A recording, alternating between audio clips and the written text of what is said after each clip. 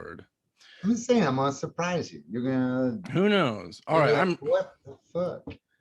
I'm recording with Matt Laslo from the news station and a lot of other stuff that he's involved in. And today we're going to talk about what is a liberal and what is a conservative. And this is not so much a political show or even today supposed to be about politics, other than it kind of is, in that it's important to figure some of these things out, in particular because we get sucked into a lot of times like, I love liberals or I hate liberals, or I'm a liberal or I'm not a liberal, or same thing on the other side, I'm a conservative, I'm not a conservative, I hate conservatives, I love conservatives, when sometimes we don't even really know what that means. And it's changed a lot throughout history. I would say since sort of the Enlightenment era up until the founding of America, and then of course reaction to the Depression and the wars and civil rights and all those things. So Matt, you've been on here one other time, so for having me back. Yeah, of course. I know you're a busy guy, especially in light of what happened in January and how you were involved in that. And you may be a little bit tired of talking about that, but it might actually help to clarify what we're getting at today. And I'll do another segment on this sort of probably next week too, just because it's got so many layers. But anyway, tell us a little bit about yourself and what's going on with you and all that stuff. No, you brought up what happened in January. I don't think people know yet, but not much. Congressional reporter on Congress for 15 years. So I was in there for the Capitol riot. In the Capitol. Yeah. Look at my Twitter feeds. You've seen some of my footage. Yeah, I'll put the link. This is the shank, the doorstop that I had in my pocket. You kept it. Fuck yeah. No, I also have a "Don't Tread on Me" flag. Yeah. That as officers were pulling me and a reporter who's having a panic attack out, I grabbed a "Don't Tread on Me" flag because literally I was gonna camouflage myself and put that on my back. I was gonna be like, "Hey, I'm with Breitbart," unless they're on the outs, or I was gonna be like, "Hey, I'm OAN," unless they were on the outs that week. Wasn't gonna say Fox News, Fox News was on the outs. Right. Or Newsmax, maybe. I was gonna lie to save my life. That's the only time. That's actually a good literal example of what we're getting at, is because they're kind of like doing the witch hunt for liberals or whatever the case, and defending conservatives. And you're like literally like, no, look, I'm one of you guys. Just as sort of to the topic of today of what is one of these things and how do we identify them? And it's really confusing sometimes, and sometimes it may be good to be on one side and sometimes the other, and really we're probably all on both sides at different times. So we should be. So we haven't said it yet, but I'm also a professor. I teach political communications at Johns Hopkins University, their master's program, where I did my master's, and I did my MA on the increase in partisanship from the 70s on, which the past decade or two is now partisanship on crack, for lack of a better term.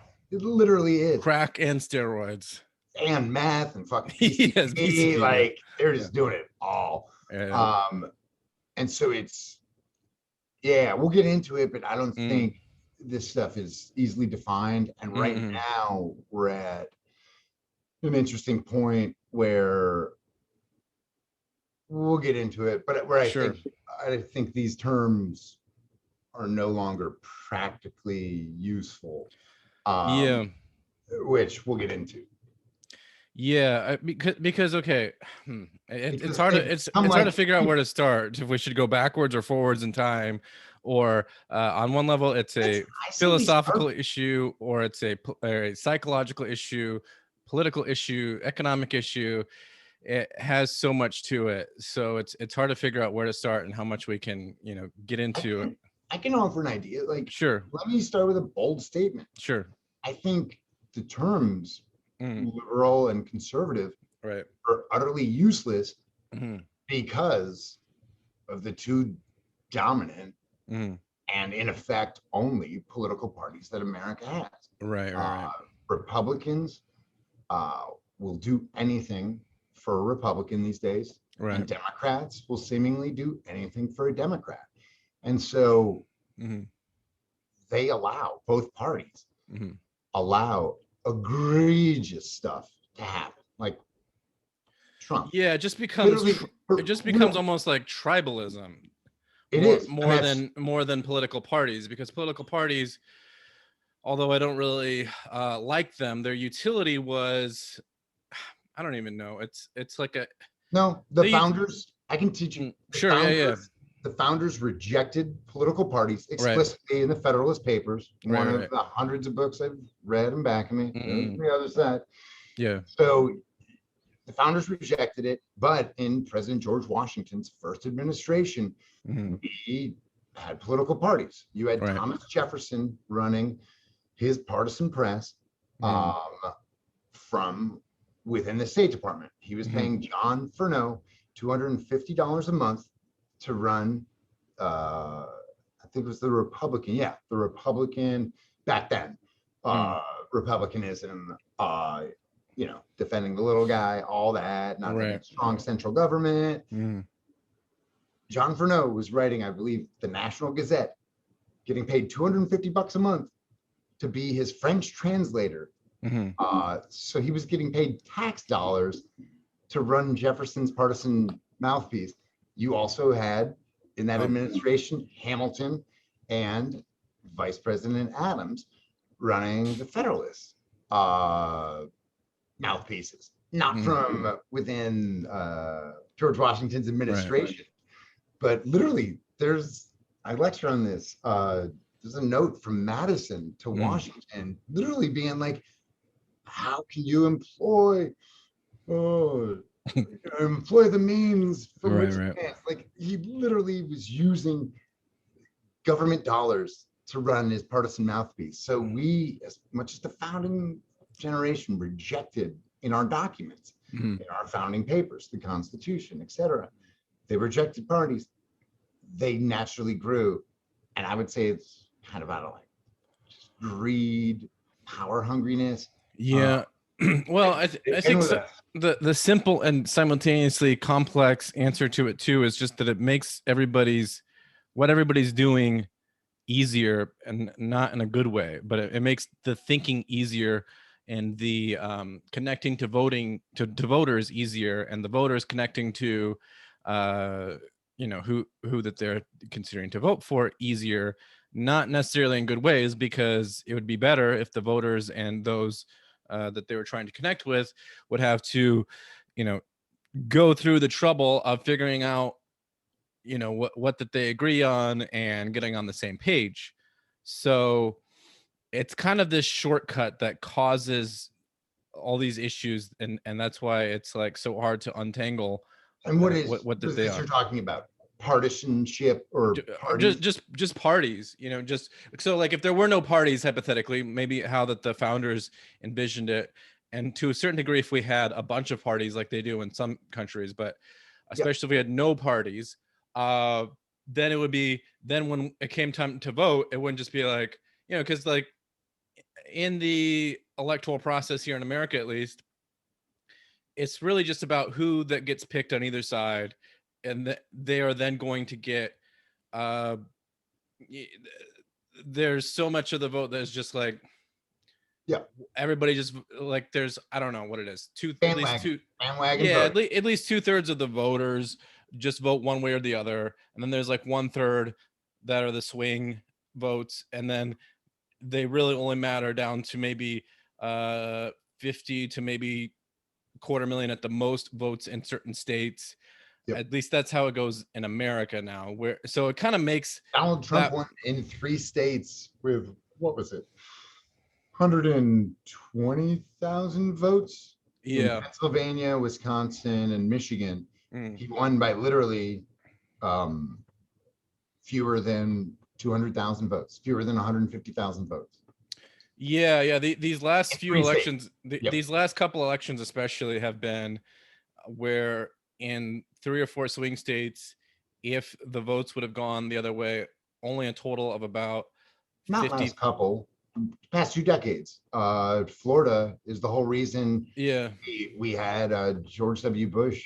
Yeah, I guess And the only exception is Obama, at least sort of like in our adult lives, is Yeah, he was an Obama. exception Yeah, he was an for exception. good reasons that Yeah. political scientists have written about. I Right, can right. talk about them because I'm Yeah. a professor. Yeah. Like Obama won because he literally excited voters who didn't Right.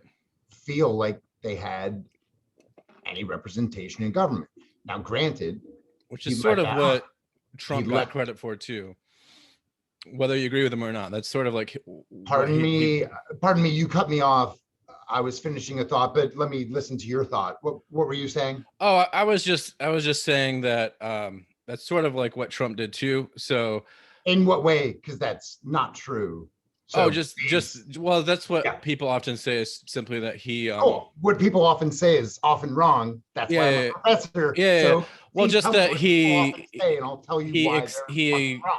oh, just that he excited certain voters that normally felt unrepresented, at least in rural areas and Rust So Belt and certain things. Blue collar, I guess, is what yeah. they So often right call. now we're talking about apples and oranges. Yeah. Right now we're changing the conversation, partisanship, to why Trump won. Why Trump won is a whole long list of things. Sure. Number one is because Hillary was a terrible fucking candidate. Yeah. So that's nothing to do with partisanship. Mm-hmm. That has everything to do with personality, which is what we all often see in how Americans vote. But you can go down a whole list of why Trump won. He didn't in the first election he was a part of in 2016. He didn't bring out a whole new wave of new voters, but like Obama did. Exactly. So that's why they're utterly different. Apples and oranges. What Trump did, and he did effectively, was take a lot of the tropes that had already stuck on Hillary Clinton by people like Rush Limbaugh, who had been defining Hillary since her husband's administration in the 90s. She was already defined. So people weren't excited for her. Her campaign in Brooklyn, they were arrogant idiots. Like she literally didn't step on the ground in Wisconsin until like Hail Mary. I think she threw Bill there like 2 or 3 weeks ahead of the election. There were resources into Arizona because she literally took for granted Obama's coalition. They were like, oh, Obama's coalition. Guess what? Obama was the first Black president, first African-American to really run for the office who had a chance. So Chisholm didn't really count. Reverend Jesse Jackson Jr. didn't really count. Alan Keyes. Obama, yeah. They were never viable. Obama was different. The utter arrogance of Hillary Clinton to think, and her people in Brooklyn to think that, oh, we've got Obama's coalition locked up. How dare you? That's Obama's coalition because, for one, he campaigned for them, and for two, they related to him for different reasons than they relate to you, Hillary. So yeah. That's just, I get frustrated with that, how people talk about that election. Hillary's terrible. Trump, skirted through, and he won those 3 Midwestern states. But in part, that's because Democrats have been terrible, and have been paying lip service to all these groups. Immigrant, like they literally had 60 votes in the Senate, where they could have passed immigration reform. Told by former Illinois Congressman Luis Gutierrez. Told by Pelosi and her people, we're not going to take this issue up unless you bring us 60 Republicans to vote for it. So this is where it all gets nuanced and complicated, but it's fascinating. This is where I go back to the party control. It's not even. And so, let me dive into, like, with Trump. This is where I think the term conservatism is now dead. They're both kind of all over the place, and I think going through a metamorphosis right now, but go ahead. Well, yeah. So when you look, so the term conservatism, Mhm. what does it mean in its most basic roots? It's Mhm. literally trying to keep things the way they are or the way they were. So real quick aside, there's this fallacy. Um, it's basically this myth Mhm. of good old days. Mhm. I'm having a mental, what is it? It's the old age fallacy. Like Mhm. literally, we look back and we're like, oh, at the founding era, we want to get back to that. The founding era was bloodshed. And as I said Right. earlier, the founding era, we had Jefferson running his partisan press from within George Washington's administration. Like, Mhm. there's no good old days. Like, the lions were never laying down to the lambs in America. We're a nation born of a bloody revolution Right. that then had a bloody internal civil war where we slaughtered hundreds of thousands of our own people. There's Mhm. no good old days when it comes to America. Mhm. So anyway, get that myth out of there. But conservatism Mhm.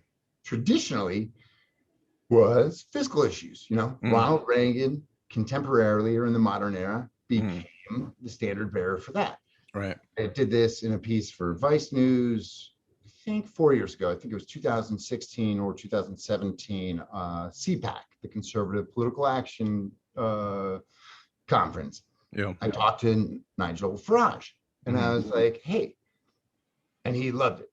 He was like, oh, you're onto something. Because I was like, hey, conservatism is different these days. It used to be fiscal issues.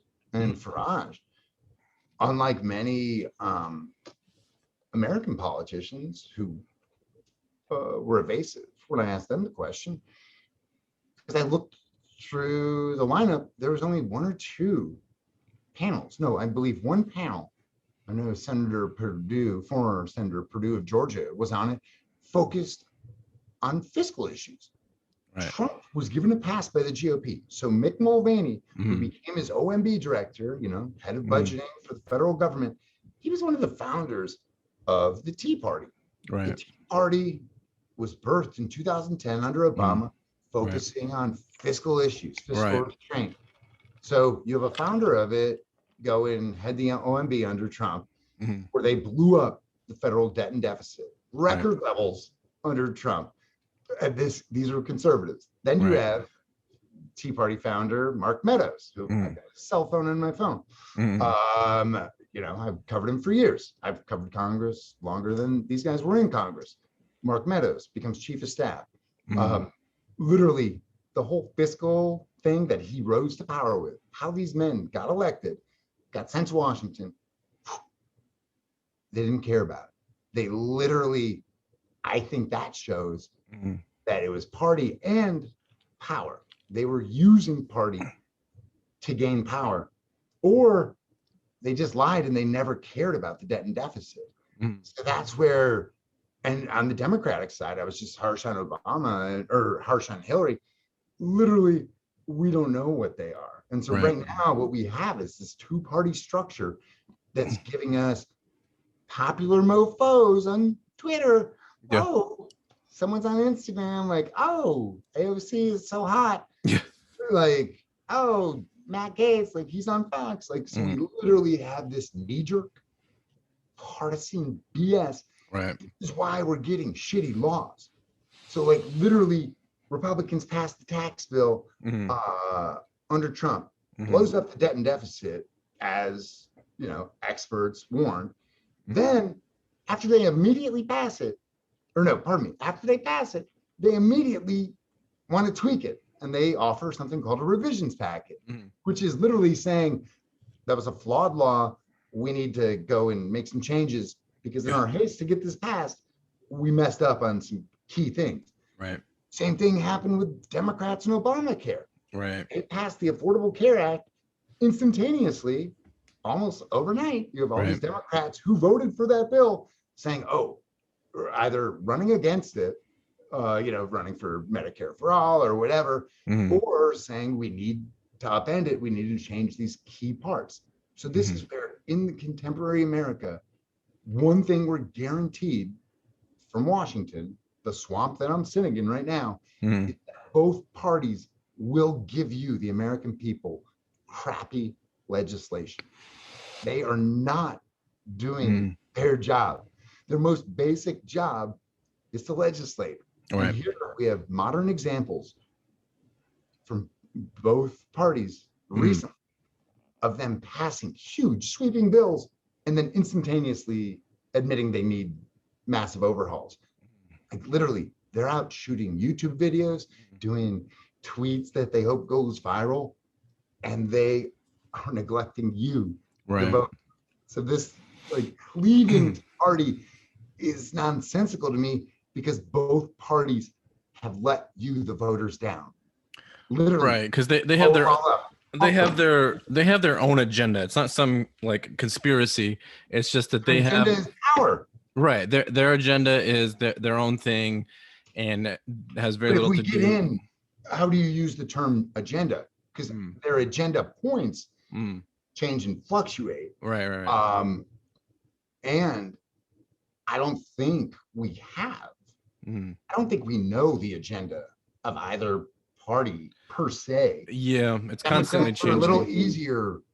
Well, Democrats are a little easier right now because the party has gotten more powerful. So you have even more moderates cleaving to that. Or you could almost argue, and they would argue, they would argue that their new agenda has gotten more popular. Hence, now you even have moderates supporting reforms on gun control, Black Lives Matter, reforms to police forces. Right. Republicans, it's easy. Right now, you have people who've either left the party, who are claiming to be the real conservatives, or you have Trumpers, trumpeters. Literally, Donald Trump, a liberal Democrat from New York City, came in as a populist, co-opted the weakest party that was around, which was the Republican Party, after he had donated to Hillary Clinton, after he had donated to Chuck Schumer, the head of the Senate. So like literally everything he showed us in the 80s, 90s, early 2000s, he was a liberal Democrat from New York City. Boom. He came in gangbusters. All of this is just showing the point of it's so hard to tell what's what. So maybe go back in history again, or might help to straighten this out a bit. So I think as far as the terms, liberal and conservative, if you go back to, again, our founding, sort of what we call the classical liberals are almost what we now call libertarians, not quite, but almost.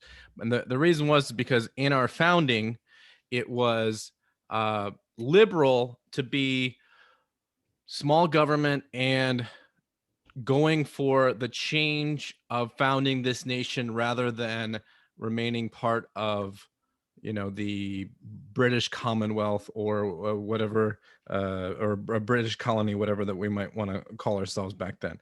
So it was a progressive position and a liberal position to break off from the crown and establish what now seems and really have become. So it was liberalism became conservatism right at our founding, really, in a weird way, in that it was a liberal position to go from being part of England to being this new nation. And in this new nation, it was all about it was about the individual, which the individual and individual liberty, individual rights, which are the word individual, or especially if you say individualism, it'll make certain liberals cringe and melt like the Wicked Witch of the West nowadays, because they're more about populism nowadays. That's what I think it may have become in recent years, is it seems like populism versus individualism. But so our nation was founded on this idea of individualism, which is what the word liberalism is really all about initially, because liberalism as a sweeping philosophy is like in economics or business, it's like the customer's always right. In politics, even now, they just say the voter is always right. In sort of ethics, it's like, oh, how do I decide? Well, follow your heart. So it's like this supremacy of the individual, although the individual is hard to locate because groups are made up of individuals and all individuals are in groups. So right at our founding, it was like a transformation from like liberalism became conservatism, because we had to conserve then this nation that we founded, but it was a liberal position to do so. So I don't know, you if you have more to straighten that out as far as our founding, and then maybe we can go forward in history from our founding again. Yeah. So I'm trying to think of how to say this, but yeah, I guess what I would say is I think what we're doing is we're using our contemporary terminology, Right, and putting it back there, right. which is fine. That helps us, relate to today's students or whoever. But those terms, it was different, and yeah, parties change and evolve. So the Republicans back there and the Federalists back there Right. have like evolved and morphed. We've seen evolutions in the parties, sometimes based on expediency, whether moral or practical and political. But I'm thinking of like African Americans going with the Democratic Party after The civil rights movement. in the midst of that. And so Right. that has become a trope Well, in many senses. That's especially confusing in a way, just in that approximately the 80s, it was sort of flipped. Like right now, we always look at these maps like, oh, look, the South always goes red, and these other states, these bigger states always go blue. But it was flipped, pre-Reagan-ish. And I don't know if that was because of the civil rights movement or what exactly that had to do with. You're allowed to ask me. I know. Okay, good. That's why you're here. It was because of Team Nixon's Southern strategy, which literally, was just anti-civil rights. They tripled down on that. I mean, that's part of the reason why Nixon won. What did he win? He won. They'd already done Watergate, right, which was stupid. They broke into the Democratic headquarters when he was about to make history, his election win, which is like, to me, one of the most beautiful and ironic and tragic parts of that whole debacle, right? Illegal debacle. He didn't need it. It was just his paranoia, which they started in California, with his gubernatorial bid. Right. The group was called the Rat Fuckers. They literally were rat fuckers, and they were proud of it. Then, they just used race as a wedge issue. Democrats finally woke up to that. More so, African Americans woke up to that and realized, wait, they oppose the 64 and the 65 Civil Rights Acts. Wait, they're, it was after, who was our friend from Arizona? Goldwater. Barry Goldwater. Goldwater, did some race baiting. And you also had Governor Wallace. Once these Republican governors started sending in ferocious dogs and using fire hoses and batons to break people's skulls, and once you had lynchings become a commonplace part of society, they kind of woke up and were like, this ain't the party for us. Wow. Okay, that's a lot there. It's a ton. Yeah. So that's part of how that there was this civil rights. It's even called the Civil Rights Revolution of the 60s and 70s, and that was part of it for sure. And because okay, in history, there's our founding, that was one major thing, and then post Civil War, we became this very industrial center and all about beefing up the economy through industry. And then because that became a certain way, there became a response to that.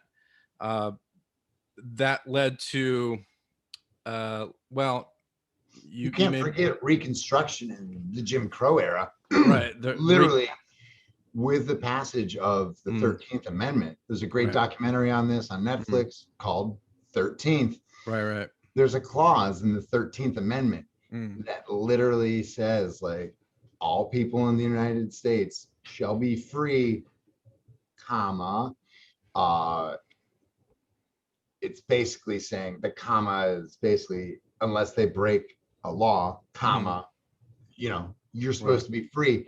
What we saw in spots like Louisiana, literally they would put someone in jail. Pardon me, not someone, a black person would be put in jail for jaywalking. You'd get a year sentence for jaywalking. This is also part of the reason we got our nation's drug laws, which our current president, President Biden, was a big part. He's more moderate. He was a big part in helping Bill Clinton get the criminal justice bill through in 96, I believe, or in the 90s. Yeah. That bill literally it put more black people in jail than anything else ever. Well, it took judges and their ability to be compassionate, their ability to be wise, like it handcuffed them. So they were forced to give all these mandatory minimum. Also in that law passed by current President Biden when he was head of the Senate Judiciary Committee, had a disparity in cocaine, cocaine here, which a lot of us whiteys use, a lot of people at country clubs where I grew up outside of Chicago, boom, popular country club and suburban drug, cocaine. Crack, it was literally 100-to-1 disparity. Crack, the one popular in communities like I live in now in DC, more popular with African-American communities, coke not, so 100-to-1 disparity. So yeah, at different times, both parties have had these racial sins, moral sins, whether slavery or Jim Crow laws or lynchings, which were commonplace in the South. Back then, post Civil War, both parties are, have sinned. That's where it's not really helpful for any of us to, for one, give a pass to either party. And I would argue this, and this is what I tell my students.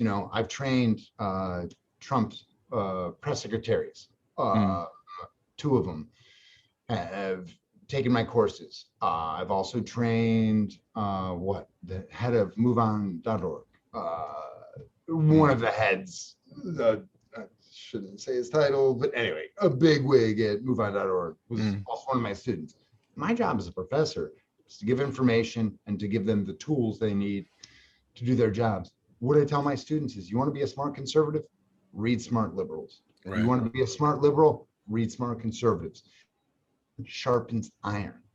So right now, what we have with both parties, and this is to the detriment of all of us, Republicans would have been wise to stand up to Trump and McVaney, or pardon me, I like McVaney, but Mulvaney and Mark Meadows, and say, hey, we can do this other stuff, on immigration, but we still care about keeping our budget balanced. They didn't. They failed because they didn't speak to their own. And who can have that conversation? It's only Republicans that need that internal family fight. Same thing with Democrats on immigration. And we've seen this with Latino voters. They stopped believing Democrats because Democrats blew smoke up their fucking asses for so fucking long that immigrants were finally like, no. They kind of sat out 16 a little bit, not just because they didn't believe Hillary, because no one believes Hillary, but they didn't believe the party. And so, after Obama had the votes to do immigration, they could have done it in a week. No, they didn't. So that's where you need strong vocal groups in each party, right, to literally have those family conversations. Call out your own. Just because Ted Cruz does something doesn't mean it's good. right, Just right. because Trump does something doesn't mean it's good. Just because, like Biden, he literally, I called him out. Oh, I'm the liberal mainstream media. Yeah. Fuck that shit. Literally, first Yeah. tattoo I got is tabula rasa, which means blank slate. Then I got my First Amendment tatted on that arm. It's my quill that wrote it. Yeah. Literally, you got Biden. After Saudi Arabia, the crown prince. So Democrats got all up in Trump's face. I got all up in Trump's face on Twitter or whatever for him allowing Jamal Khashoggi, contributor to an op-ed writer for the Washington Post, who was given asylum here in the U.S. He literally gets dismembered by what U.S. intelligence under Trump said was Saudi. I was outside, and all senators briefing. 100 senators go in there. They're in a skiff, so it's they have to leave their cell phones outside. This protected area, no communications. They get this private, classified briefing. Every senator, every party comes out of there just like pale, white in the face, because they're literally like, it's without a shadow of a doubt that the Saudi crown prince knew about and ordered the slaughter. Wow. So for years under Trump, that hung over him as dark shadow in many circles. Biden gets into office. He finally gets that information. They publish it. They put it out there. Right. Oh, the U.S. government, our intel services know that the crown prince played a part. What did Biden do? This angers me to my core. He literally gave us new U.S. policy. The new U.S. policy is that you can dismember an American journalist abroad, and America doesn't care, because that's the policy that was in place under Trump, and that's now the policy under Biden. I don't give that motherfucker a pass for that shit. I don't give either of those motherfuckers passes for that shit. Literally. That's in part because I'm a reporter, but also because I train young journalists. I also do journalism at UMD and at Boston University. What am I to tell my students who want to go and be a foreign correspondent? Don't fucking do it, because if you get dismembered and the United States government knows it, they don't care about you. So that's where there's more things like that. And now with the Democratic Party being liberal, and then you have the progressive thing. If you're just a liberal, call out the progressives. And if you're a progressive, call out the liberals. I want more family feuds. And if you care about fiscal issues and you're a Republican, where the fuck were you? Even today. Meadows and Trump were blowing up the federal debt and deficit. Like, come on. You're needed. Iron sharpens iron. Iron is just sitting underneath your bed or out in your tool shed. It ain't going to sharpen shit. So what I'm getting from this is that it's just proving more the point that it's almost impossible to distinguish what's liberal and conservative anymore, especially by the time that they are serving as elected official. They might vocally say I'm this or that, but then once they're in office, they're basically the same thing, other than maybe like one or two major issues per term. They become rubber, to put it another way, brother. They become rubber stamps for their party. I would say both parties have replaced the Constitution that they're supposed to swear an oath to with party or power. Well, often both. Hit me. I was just gonna say it's It is that, but it's also even just it's more like just establishment in that, you know, just like you were saying, Trump and Biden push a lot of the same stuff, even though Biden's only been in office for a couple months. You know, so much of what, as much as they try to say we're totally different from each other, they do the same thing. So it's like the rubber stamp isn't like Democrat, Republican, liberal, conservative. It's we're in office, so we're going to do what we want, and we'll tell you otherwise when we're running for office. To a degree, but I mean, by your definition Mm. of establishment, you know, people running on self-imposed term limits, which I kind of disagree with, Right. but I could be supportive of if other changes happen. Mm. Because term limits I don't like because you're taking away institutional knowledge. Right. And I think we need more institutional knowledge, like literally more people who love the Constitution, more people who love the Capitol, as in there's a reason the Capitol is number one in the Constitution. Lawmaking was central to the founding fathers. Right. It is one of those America. things that I would say that there's definitely pros and cons to having people there for decades. Definitely can have its advantage, like you just mentioned, but it can also have its disadvantages too. As far as term limits versus unlimited terms, like we have for most of the offices. Anyway, I had a point I was getting to. I'm sorry. Again, so I'm sorry. It's all good. You go. Your show. No. What were you on? I was just chiming in there, but were you on? It's all good. Okay. It's gone. I was getting there, but I'm sorry. That's fine. Let's move on. Well, as far as moving on, the other thing is I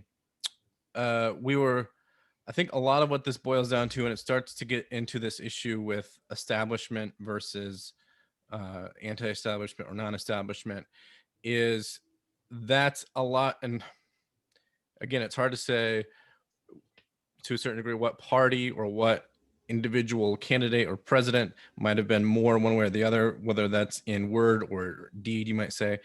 But a lot of the modern liberals seem more collectivist, and the modern conservatives seem more individualist, you might say. So I don't know, what's your take on that? Like initially, without you unpacking those terms, it sounds like utter bullshit. In what way? Well, modern, I mean, I would just talk about like maybe the simplest way to think of it initially is just establishment versus non-established or anti-establishment, or at least that's define establishment. Like Trump, outsider, is your definition of establishment, that once he's elected, he's an insider. Right. Again, that gets back to what I was trying to say with term limits. People say cap them at like 3 terms. It sounds like from your definition that you were espousing earlier, that after someone is elected, they're instantaneously establishment, which is something everyone kind of disagrees with. Just that they behave differently than how that they spoke when they were elected. You know, when they are elected, they're all like, I'm all for helping the voter, and then when they get in, they're less about helping the voter and more about helping Washington. That raises a great question that I haven't read a ton of research on, but I'd actually like to my students or anyone else out there to look into this. Sure. And actually, I would argue, like I see it, but what you were just naturally saying there is like the process of becoming elected is corrupting. Like to get elected, to raise the millions of dollars, or house races, hundreds and hundreds of thousands of dollars. Well, no, now house races are millions of dollars, some of them, others not. Right. But I think you're at something. Right. To get the money and to get the donor list to get elected, there's something corrupting in that. That's a deeper and different conversation, but yeah, I would give you that. But more so, I would say he's just, yeah. And I think this goes to power. It's Right. a lust for power, but also once you're in power, it's how to survive. And you Right. don't survive by bucking the party. So, like Right. in the 2006 sweep, where Pelosi was able to first uh, make history by getting the gavel as Speaker of the House, what Rahm Emanuel, who became Obama's chief of staff and then mayor of Chicago, Emanuel, what he did is he ran what we used to call blue dog Democrats, so moderate Dems who were pro guns, uh, anti abortion, etc. Because they literally, everyone, remember back then, everyone was against George W. Bush for the Iraq War, etc. And don't forget, that's when you had liberals protesting and comparing him to Hitler and all that shit. Yeah. So they're not fucking guiltless. I hate both parties. If you haven't gathered that, they're literally the bane of our existence. Yeah. But so you had Rahm Emanuel literally target like what Heath Schuler, former football player in North Carolina, all these moderate Dems, Perriello in Virginia. They won and then they quickly lost. In the 2010 sweep, a lot of them were ousted.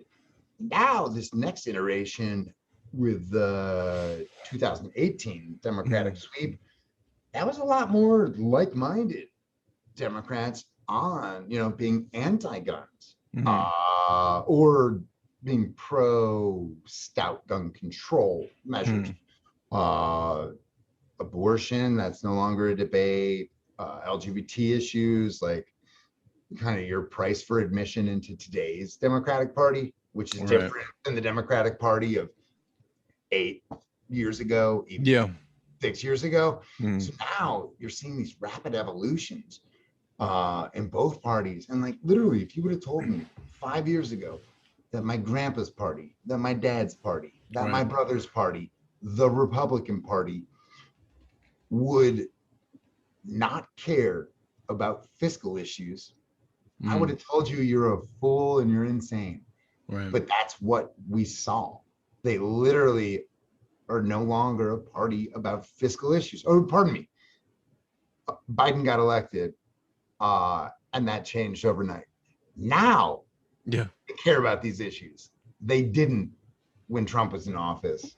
But I think they might win in 4 years because literally they're just going to lie and put this on Biden like they did the last time when they put it on Biden. Because if you haven't heard, Biden's actually AOC. They think the same. No, like there's just these tropes and myths floating around the internet that are just bullshit. Like read books, read magazines, like be smarter than your party because your party's an idiot. Both parties are run by morons. And so another layer of this confusion, I think, is that so a conservative is trying to conserve something and a liberal is trying to promote, and this is where I think it gets confusing, is that liberalism as a philosophy is for freedom, and in its originalness, it was more on individual freedom and individual rights, and now it's morphed over time, but especially now, because what's really weird now is because the sort of what we might call air quotes liberal agenda has come so far, and especially I don't know the last 10 years or so, now it's like those who are behaving conservatively almost seem like they are conserving the liberal issues, and those who are, and it seems like a liberal position to be promoting conservative values, because traditionally conservative values, what you might call GOP values, what you might call founder values of individual liberty, individual rights, the Constitution, even, things along those lines, those seem radical and progressive now, promoting individual liberty, freedom, individual rights, people being able to think for themselves. Whereas now it seems like these, what we call, again, air quotes, liberal issues have become so crystallized and solidified the last 10 or so years, that those are what seem like people are trying to conserve. Is we need to conserve the LGBTQ rights, and I'm not like taking the position on that right now, but it's like they need to conserve that. They need to conserve, everything that there is to um, all these different issues, because the sort of modern liberal agenda has become the thing to conserve, and now it seems liberal to promote freedom and liberty and individual rights now. So I hear you. I hear where you're coming from. it's just kind of tangled up right now as far as what's what, just like we've been saying. Yeah, that's what I'm saying. Yeah. I heard you. Yeah. I hear where you're coming from. I just vehemently disagree. It and like I get and I hear the intention. I just think it's misplaced. I think so. Yeah. Oh well, like okay, maybe. Let me put it this way. Sure. Well, no, because it's and this is where it's nuanced. I would say the definitions don't matter, because literally the definitions don't matter these days, because literally we just saw a president for 4 years just whip out his little cock. He says big cock. Marco Rubio says little cock. Yeah, that's the Republican Party. Literally, today's Republican Party is debating cock size, because that's what we saw in the last GOP presidential primary. And then when it came to actual fiscal issues, people like little Marco just gave a complete rubber stamp to whatever the fuck Trump wanted. So like conservatism, fuck it. Conservatives have said fuck it, except for those few who left the party or who are in there speaking out. So I'm just going on what I see, and what we've all seen. Like literally, my whole, I guess, thesis, my argument is that both parties care more about party, and they take these issues that they make wedge issues that aren't wedge issues. Like what? Marijuana. Yeah. We cover it at the news station. I've covered it for Rolling Stone, for Vice, Vice News Tonight, Daily Beast, etc., NPR. So you take an issue like marijuana. The American people have spoken. The American people want it. We want weed. It's literally, it's now legal in more than half of the states for recreational purposes, legal in 15. The past election, marijuana got more votes in the 5 or 6 states it was on the ballot. Marijuana got more votes than Biden and Trump. Right. So literally, the people have spoken. Gallup shows 70% support of marijuana. In Mitch McConnell's Kentucky, 70% of Republicans support medical marijuana. McConnell opposes it. Kentucky's House of Representatives, their House of Delegates, passed marijuana before the lockdowns happened last year because it's popular. You had Mississippi, South Dakota, Montana vote overwhelmingly. Now, Republican leaders, Kristi Noem in South Dakota, is taking her voters to court to try to get the will of her people, some 60 plus, I think 68% of her people. She's trying to get their will thrown out. Same thing in Mississippi. Montana, they tried. It's literally party and whatever these party leaders, because it's Republicans supporting these proposals, not by the same degree as Democrats. You got more than half of Republicans supporting this, a lot of Republicans in Congress. What we have now is just lazy legislators who, and I think their arrogance is mixed in with it, because Mitch McConnell knows the polls. Mitch McConnell knows that 70% of Republicans in his state want weed. supported this, but he still opposes it. And we can go down the list. Well, all these issues. I think this might be an interesting thing because, okay, this is a little easier to get at, especially since you have a lot of experience with it, or as a news article and such. But that drugs, in particular marijuana, because that's the one that's been dealt with the most in legislation, was the liberal progressive issue for a very long time. And so it's kind of an example of what I was saying a couple minutes ago, how that, but it still is. And it still is, but because it has become established now as like, this is the norm, like you're just saying, it's like a conservative behavior to defend. And I know it's still predominantly the same people that are out saying, we want weed or give us weed or whatever, but it's like because it's so established. Real quick, I gotta correct you. It's literally the millions of black people in prison because of the racist war on drugs. That's the impetus part of it in the Democratic Party. And that might be why Republicans are stalling on something that even Republicans want. And like that, that got a little conspiratorial. I don't know why Mitch McConnell opposes what 70% of Republicans in his state opposes.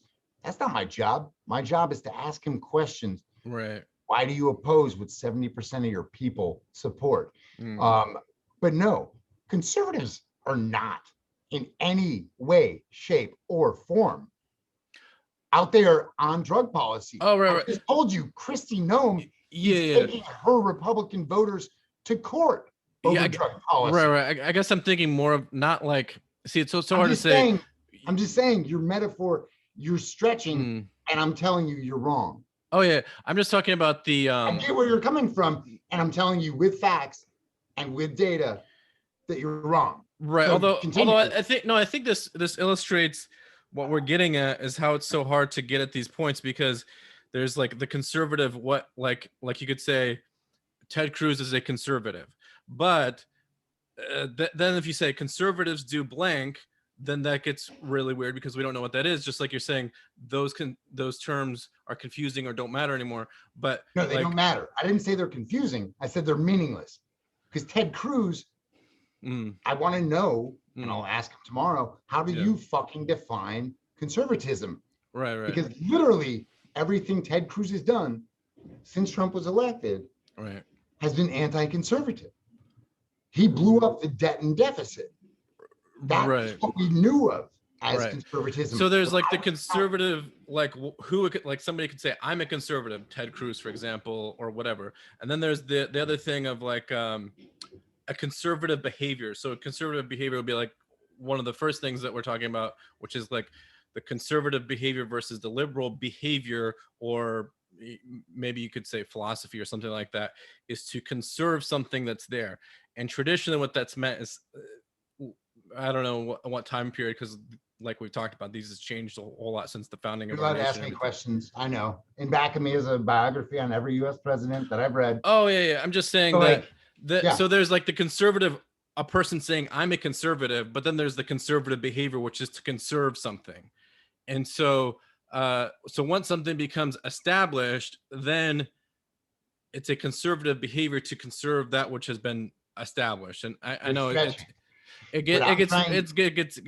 does get tangled up and confusing, these terms. No. I think your premise, as I said before, I think it gets confusing because you're twisting yourself into a pretzel to explain away the bad behavior of both parties. What I've been trying to do in this hour is explain it another way. Both parties are shit. So instead of trying to get them to fit into these bubbles or categories that worked and that were useful 10 years ago, my argument now is that the two parties are so powerful and so dominant that they're principleless. They're both chasing power and fucking over you and we, the people. in the process. And I think this is the big dilemma of how it matters and how it really matters and really doesn't matter at the same time, to your point, because things have become so principleless, especially in the last decade or so, especially in these terms that we try to figure out, and gets really tricky. But matters in the way that we get sucked into it. Like, so many people are going to vote on just whoever says they're conservative or liberal. They will vote that one way or the other, and I everything disagree. else that goes along with it. Again, brother, and I embrace disagreement. That's why I'm a professor. I just disagree. It's Trump, who was the last GOP nominee for president, did not run as a conservative.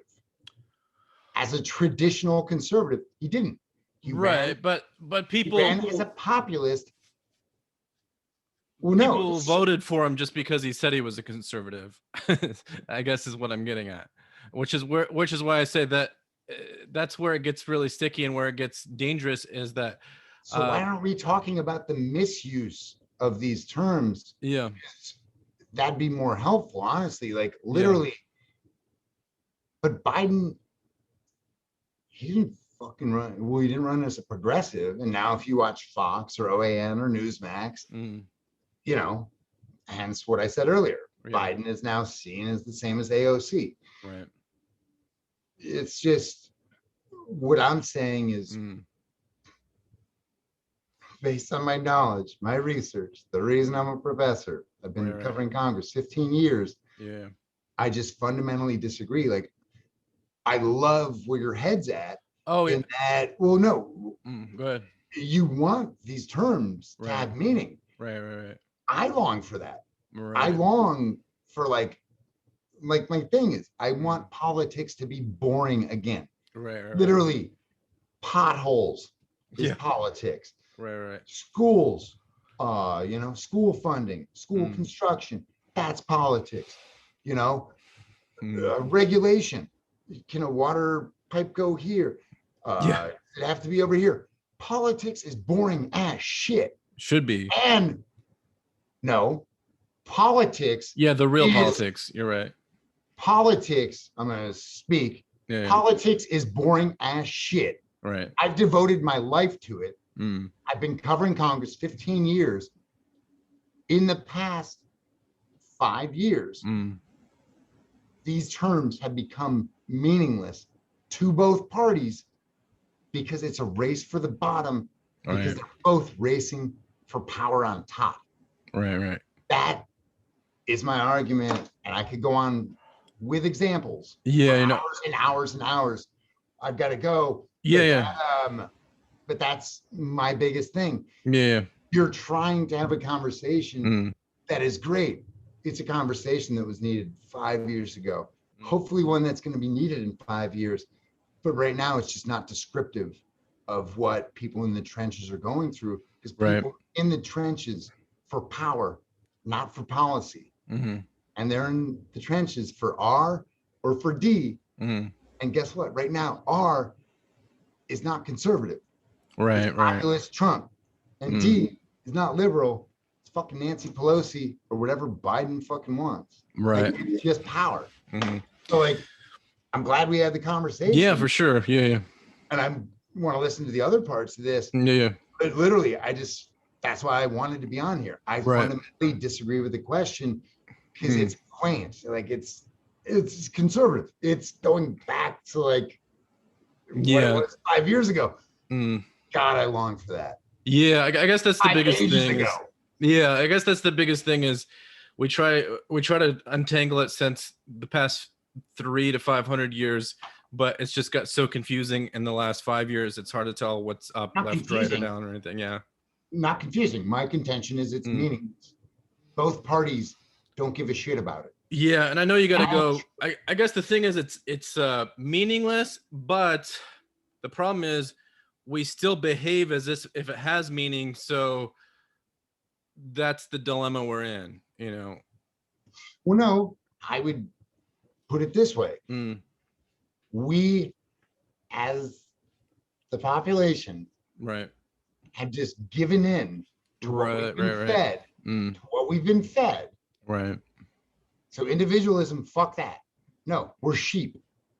We're literally sheep running to the R, running to the D. We're not thinking. Like if you watch MSNBC and you watch Fox, which I do regular basis, I watch Fox more than anything. You literally see two different Americas. And it's not a liberal and a conservative America. It's a Democrat and a Republican America. Yeah, just different forms of populism. No, my contention is it's power. Please stop putting my words into. Oh, no. I'm choosing my words very precisely. Yeah. It's power. Yeah. It's not populism. Both parties want power. Right. And they have proved in the recent years that they're willing to do whatever the fuck it takes to get that power. And that is why we, the people, need to stop giving into this bullshit. Literally. Right. Yeah, you're right. That's it's a big responsibility. Yeah, no, we're out of time. Do you have any closing thoughts on how we can Thank forever? That's all I got. Wu-Tang forever. All right, I appreciate it. I know we went over time a few minutes, so appreciate that. And we will everybody else stay tuned because I'm going to do a follow-up on this with some other people next week. So again, Matt Laslo from the news station. I'll put the links down in the show notes, and you take care, and I'll see you around. Thanks a lot. All right. Have a good one, brother. You too. Cheers. All right, bye.